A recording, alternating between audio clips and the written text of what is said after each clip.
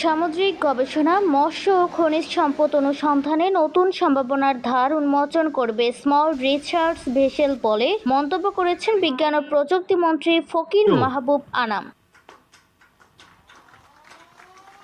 মঙ্গলবার সকালে খুলনা শিপ ইয়ার্ডে বাংলাদেশ ওশানোগ্রাফিক রিসার্চ ইনস্টিটিউটের আওতায় একটি স্মল রিসার্চ ভেসেল ও একটি পন্টুন নির্মাণ কাজের কিল লেইং অনুষ্ঠানের প্রধান অতিথির বক্তব্যে তিনি কথা বলেন। মন্ত্রী বলেন, সমুদ্রে খনিজ ও মৎস্য সম্পদ সহ সুনীল অর্থনীতির বিভিন্ন সম্ভাবনা কাজে লাগাতে গবেষণা জাহাজ গুরুত্বপূর্ণ ভূমিকা রাখবে। উপকূলীয় অঞ্চলের মনোনয়ন কর্তৃক এর মাধ্যমে দেশের সামুদ্রিক গবেষণা কার্যক্রম আরও গতিশীল হবে।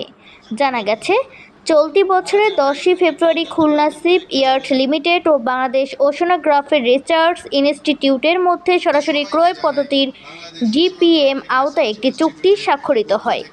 চুক্তির আওতায় একটি স্মল রিসার্চ ভেসেল, একটি সেলফ সাস্টেইনড পন্টুন, 2টি হাই স্পিড কেবিন বোট এবং 250 মিটার দীর্ঘ জেটি ও গ্যাংওয়ে নির্মাণ করা হবে।